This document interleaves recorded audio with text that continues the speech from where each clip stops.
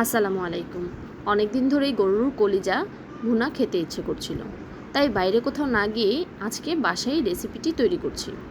তাই আপনাদের সাথেও শেয়ার করলাম, ভালো লাগলে অবশ্যই বাসায় ট্রাই করবেন। প্রথমে আমি কলিজাটাকে এনে ছোট করে টুকরো করে হালকা সিদ্ধ করে নিয়েছি। এবার পরিষ্কার করার জন্য উপরের প্রলেপটা আমি উঠিয়ে নিচ্ছি। এভাবে হালকা করে টান দিলেই এই প্রলেপটা উঠে যাবে। এবার বেশ ছোট ছোট করেই আমি এগুলো টুকরো করে নিব, যাতে ভিতরে মশলাগুলো ভালো করে ঢোকে। কেননা কলিজার ভিতরে মশলা না ঢুকলে তখন সে কলিজাটা খাওয়া যায় না। এবার সবগুলোকে ভালো করে কেটে ধুয়ে পরিষ্কার করে নিয়েছি।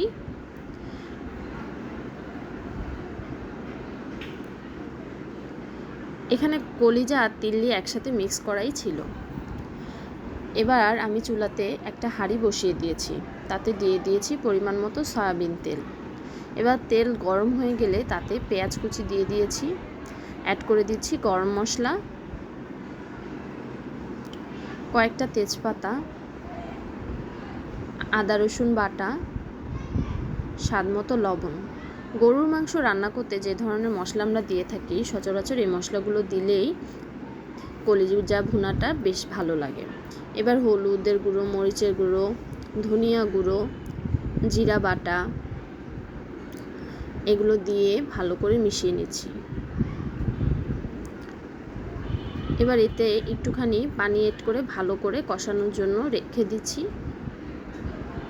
এবার মশলাটা কষানো হলে দিয়ে দিব তাতে কেটে রাখা কলিজার টুকরাগুলো।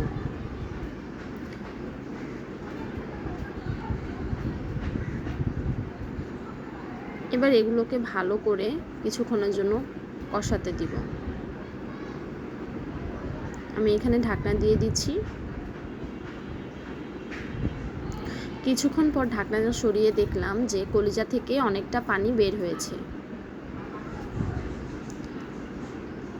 এবার কিছুক্ষণ সময় নিয়ে আমি এগুলোকে আরও ভালো করে কষানোর জন্য কয়েকটি কাঁচামরিচ অ্যাড করে দিচ্ছি, আর ছোট ছোট টুকরো করে রাখা আলুও অ্যাড করে দিচ্ছি।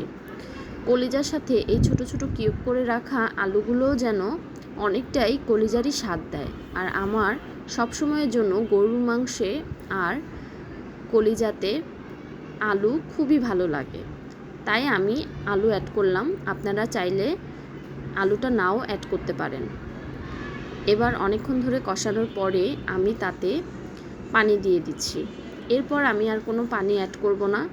হয়ে গেল মজাদার কলিজা ভুনার রেসিপি। আপনারাও বাসায় ট্রাই করে দেখবেন।